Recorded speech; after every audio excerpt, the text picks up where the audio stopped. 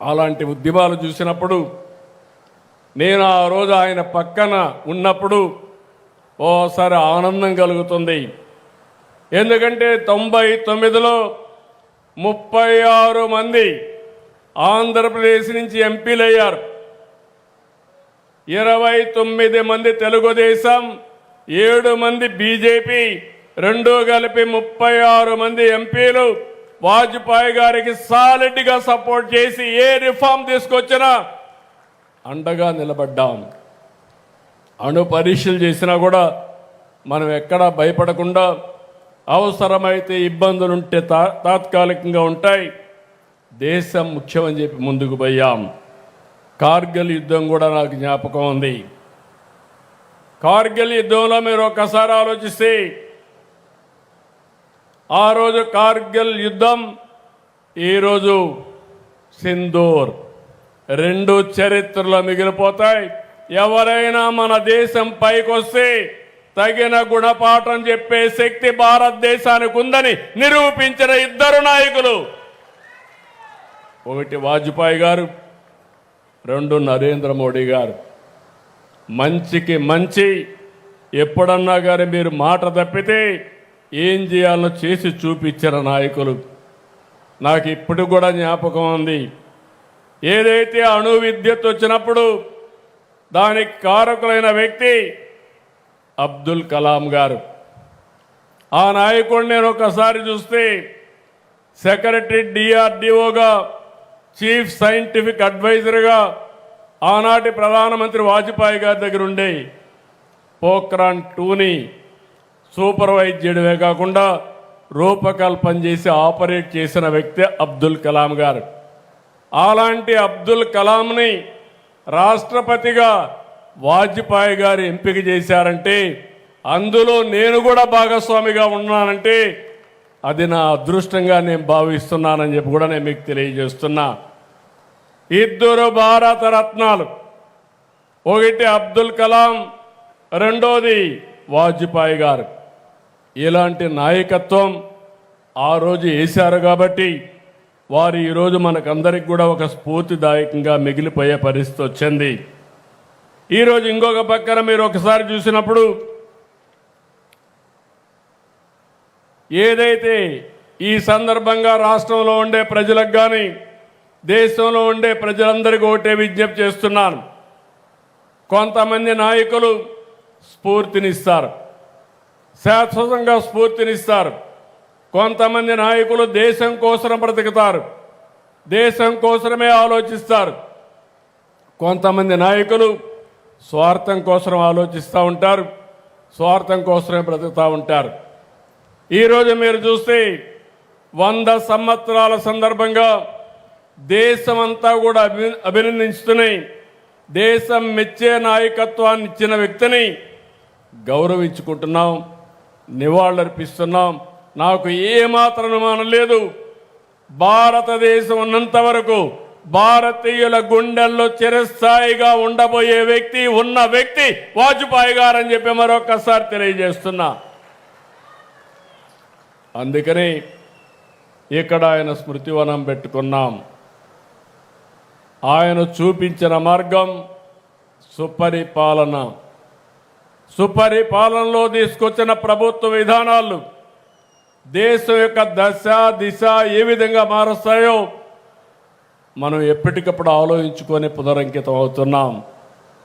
అదే సమయంలో ఈ ప్రాంతంలో ఎన్టీ రామారావు గారు కూడా ఎప్పుడూ గుర్తుంటారు. రేపు రాబోయే రోజుల్లో ఎన్టీఆర్ గుర్తుండే విధంగా, వాజ్పేయి గారు గుర్తుండే విధంగా ఈ ప్రాంతాన్ని తయారు చేసే బాధ్యత ఎన్డీఏ ప్రభుత్వం తీసుకుంటాం. ఈరోజు ఇంకొక విషయం కూడా మనం గుర్తుపెట్టుకోవాల్సిన అవసరం ఉంది.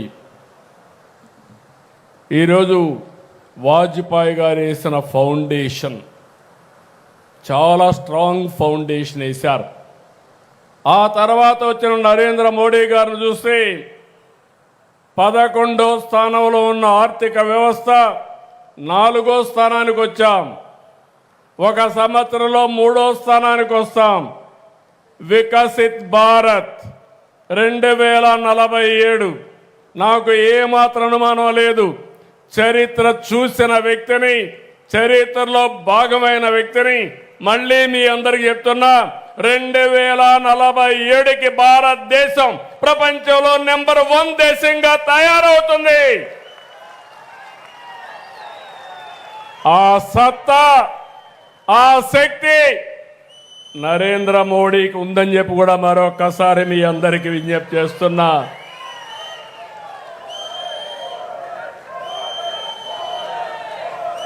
ఎందుకంటే ఈరోజు కొంతమంది దేశం కోసం ఆలోచిస్తాం. ఆ రోజు వాజ్పేయి గారు, ఎన్టీఆర్, ఈ రోజు నరేంద్ర మోడీ గారు దేశం కోసం ఆలోచిస్తే నేను కూడా నా తెలుగు జాతి కోసం ఆలోచిస్తున్నాను. ఆయన దేశాన్ని నెంబర్ 1 చేసి నేను తెలుగు రాష్ట్రాన్ని అగ్రభాగాలు నిలబెట్టే బాధ్యత తీసుకుంటాం. అదే సమయంలో ప్రపంచంలోనే భారతీయులు నెంబర్ 1గా ఉంటారు. అదే సమయంలో భారతీయుల్లోనే తెలుగు జాతి నెంబర్ 1గా చేసే బాధ్యత తీసుకుంటాం.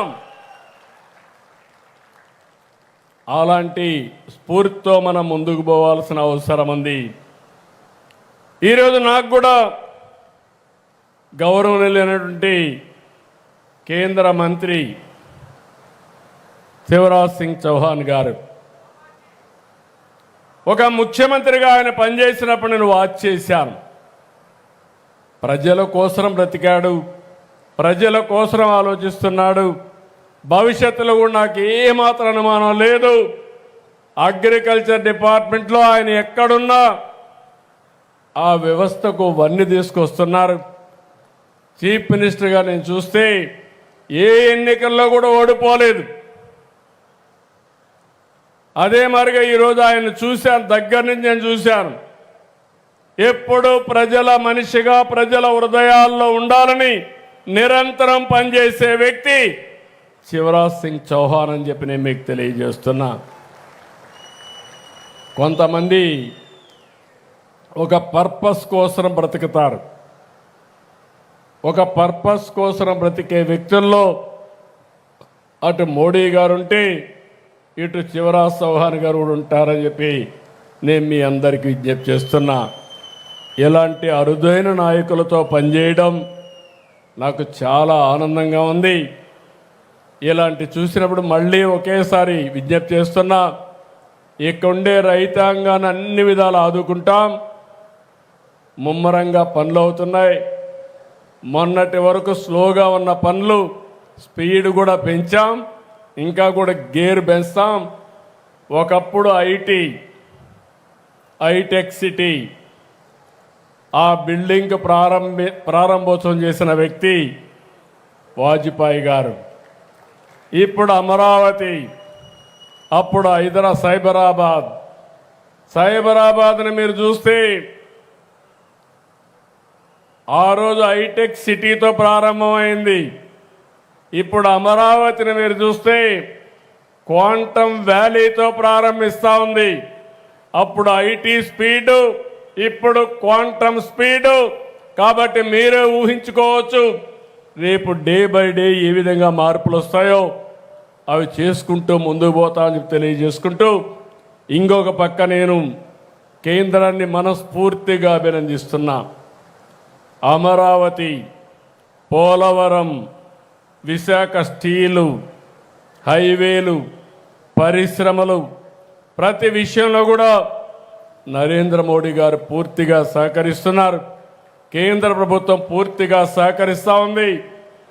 మొన్నటి వరకు రాష్ట్రాన్ని మీరు చూస్తే వెంటిలేటర్ పైన ఉంది.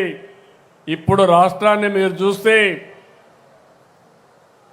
తిరిగి కోలుకొని నిలదొక్కుని ముందుకు పోయే పరిస్థితికి వచ్చాం. ఈరోజు ఒక స్ఫూర్తి అంటే మనం గుర్తుపెట్టుకోవాలి. వాజ్పేయి గారిని గుర్తుపెట్టుకుంటున్నామంటే ఆయన చేసిన అభివృద్ధి, ఆయన చూపించిన దారి, ఆయన ఇచ్చిన స్ఫూర్తి. అలాంటి పీపీపీ ద్వారా సంపద సృష్టిస్తే ఇప్పుడు నాయకులు కొంతమంది మాట్లాడుతున్నారు, ఏమీ తెలియని నాయకులు మాట్లాడుతున్నారు.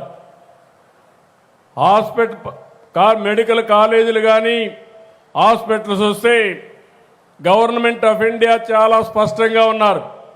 ప్రపంచం అంతా కూడా చాలా స్పష్టంగా ముందుకు పోయారు. మెరుగైన సేవలు అందించాలంటే, సంపద సృష్టించాలంటే, ఉద్యోగాలు కల్పించాలంటే పీపీపీ మోడలే కరెక్ట్ అని ఇంతవరకు మనం 30 ఏళ్లుగా చూసాం. ఇప్పుడు ఇంప్రూవ్డ్ మోడల్ వచ్చి పీపీపీ వైబిలిటీ గ్యాప్ ఫండింగ్ కూడా. ఈరోజు ఒక రోడ్డు వేసాం. ఈ రోడ్డు అంతా కూడా ప్రైవేటు వ్యక్తులది కాదు. ఈరోజు ఒక ఎయిర్పోర్ట్ కట్టాం, ఇది ప్రైవేటు వ్యక్తులది కాదు, వాళ్ళు మెయింటైన్ చేస్తారు. 20 ఏళ్ళు 30 ఏళ్ళు నిర్వహించి మళ్ళా ఆస్తి ప్రజల ఆస్తి కాబట్టి ప్రభుత్వానికి అప్పచెప్తారు. దాన్ని కూడా విమర్శిస్తూ వక్రీకరిస్తూ ఇది ప్రైవేట్ కాలేజీలు అని చెప్పి ఇంకొక ఎక్స్టెంట్ మీరు చూశారు. ఒకప్పుడు నాయకులు ఎంతో గౌరవంగా ఉండేవాళ్ళు. మళ్ళా నేను అధికారానికి వస్తే మీరు కాలేజీలు పెడితే నేను జైల్లో పెడతాననే పరిస్థితికి వచ్చారంటే, అంటే అభివృద్ధి చేసే వాళ్ళని జైల్లో పెట్టే వాళ్ళని ప్రజలు ఏ విధంగా ఆలోచించుకోవాల్సిన అవసరం ఉంది. ఈరోజు మనందరం కూడా వాజ్పేయి గారి శత జయంతి జరుపుకుంటున్నాం. ఇలాంటి శత జయంతి జరుపుకొని రాబోయే 2047కి భారతదేశం ప్రపంచంలో నెంబర్ 1గా ఉంటే ఆంధ్రప్రదేశ్ దానికి ట్రెండ్ సెట్టర్గా ఉండాలని ఆలోచించుకుంటే, ఇలాంటి రాజకీయ నాయకులతో నేను రాజకీయం చేయాలంటే ఆ రోజు వాజ్పేయి గారితో రాజకీయం చేస్తే ఈరోజు ఇలాంటి చిల్లర రాజకీయాల్లో నేను భాగస్వాములు కావాలనుకున్నప్పుడు ఒకసారి బాధేస్తుంది. కానీ ఓసారి ఆలోచిస్తున్నాం, ప్రజల కోసం అనునిత్యం పనిచేస్తాం, మీకు మెచ్చే పరిపాలన ఇస్తాం, మీ జీవితాలకు వెలుగునిచ్చే విధానాలు తీసుకొస్తాం. ఎంతమంది ఎన్ని చెప్పినా, ఎన్ని అడ్డంకులు సృష్టించినా ఈ యాత్ర ఆగదని చెప్పి నేను మీకు తెలియజేస్తున్నా. నా ఆలోచన ఒకటి, సంపద, ఆనందం, ఆరోగ్యం, ఈ 3 ప్రతి ఒక్కరికి అందించే దిశగా ముందుకు పోతున్నాం. దీనికి ఆ రోజు వాజ్పేయి గారు నాకు స్ఫూర్తి, ఎన్టీ రామారావు గారు స్ఫూర్తి. ఇప్పుడు నాకు పూర్తిగా సహకారం ఇచ్చే వ్యక్తి నరేంద్ర మోడీ గారు అని చెప్పి మీ అందరికీ తెలియజేసుకుంటూ, ఈ స్ఫూర్తిని ఇంటింటికి తీసుకుపోయే బాధ్యత మనం తీసుకోవాలని చెప్పి మిమ్మల్ని అందరినీ కోరుకుంటూ, ఈరోజు వచ్చిన మిమ్మల్ని అందరినీ పేరు పేరున మనస్ఫూర్తిగా అభినందిస్తూ అందరికీ నమస్కారాలు. తప్పకుండా తమ్ముళ్ళు ఆ ప్రయత్నాలు చేస్తున్నాం. తప్పకుండా వస్తుందని ఆశ నాకు కూడా ఉంది. తప్పకుండా ఆ ప్రయత్నం కూడా చేయాలి. అప్పుడే మన నాయకులకు మనం నిజమైన నివాళులు అర్పించినట్టు అవుతుంది. తప్పకుండా చేద్దాం. జై